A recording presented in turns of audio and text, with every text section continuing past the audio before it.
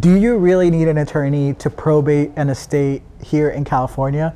In this video, we're gonna dive right into that topic, so keep watching.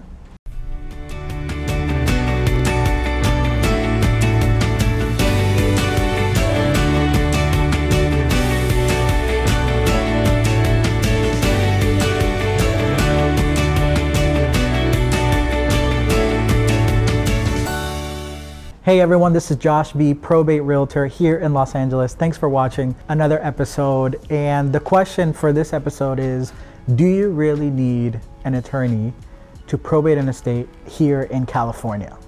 Well, I'd ask you this question. Do you really need to eat vegetables? I guess not. You don't really need to eat vegetables, but should you eat vegetables to have a healthier life? Yeah. So the same applies when it comes to probating an estate. Do you really need an attorney? No, you really don't. You could file pro per, or you can enlist the help of a legal document service to get through probate. But should you consult and hire a probate attorney to help you probate an estate? Absolutely. Most legal document services, or if you file pro per, you are essentially doing everything yourself. You're DIYing it, right? So you are filing for probate, you're paying the filing fee, you're doing a publication, you have to clear probate notes about 2 weeks prior to the hearing. You are required to represent yourself in front of a judge.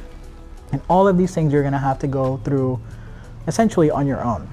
With an attorney, you do not have to do that, right? So you are hiring someone in order to take care of all of this for you, which is now freeing up your time for you to go do other things, continue your work, or live your life. And you are actually hiring someone who has more experience, who this is what they do on a daily basis, who represents personal representatives, gets in front of the judge, knows the ins and outs of probate.